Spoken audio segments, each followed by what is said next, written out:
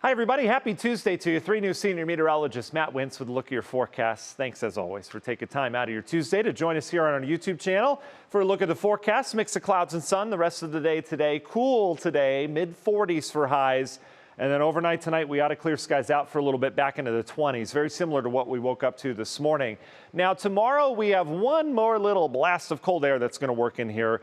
Once we get beyond that, we'll start the moderation process. But this little hit of cold air is going to come with a disturbance, little area of lift out over the lake. And so tomorrow morning, scattered snow showers around. Those snow showers will sink from north to south with clouds.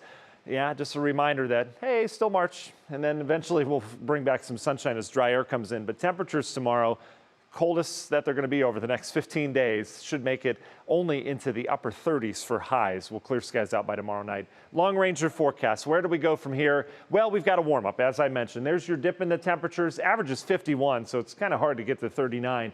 But then we go the opposite direction, and we go up about 20 degrees above average as we get into the weekend. So warmer spring-like air is on the way. But there's some big differences in what you're seeing in your weather apps here in terms of temperatures this weekend. And it's all contingent on where a warm front ends up going. And so all indication is big system develops out in the plains. We know that. Warm front's going to lift north. We know that as well. That warm front will likely trigger some showers and thunderstorms on Friday as it moves through. They should be brief. But then where does that warm front stop in terms of northern movement? Does it stop over northeast Ohio? Because that would keep us rainy and kind of cool all weekend. Or does it get out over the lake and lift off towards the north? I'm banking on the northern extent in terms of the modeling. We'll see over the next couple days. We'll be able to narrow it down. But if it does lift towards our north, we squeak in a nice day on Saturday with rain and storms all around us, where we would have some sunshine, a nice breeze, and temperatures get into the 70s as it looks. If it heads south, again, different story.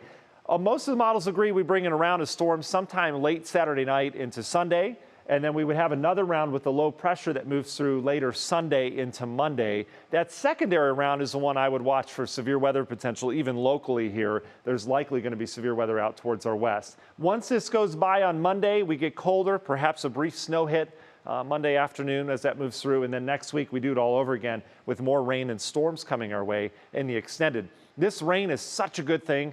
I know it's going to cause some flooding problems out in Illinois, down towards the deep south. That's not good, right? But all these areas have drought right now, including the Carolinas, up into New England, and a vast majority of the Midwest, upper Midwest, and the Central Plains, all dealing with drought. And here's your rainfall forecast over the next week. It looks rainy, and that's great news because we don't want drought going into spring. We don't want drought going into summer. It can lead to hot summers, but a lot of farmers are pretty happy about this rain. And you should be too, for your gardens and your plants and your lawn. All right, we could use every drop we can get here. Union Hill Mortgage 10-day forecast. There's your uptick in temperatures for the weekend.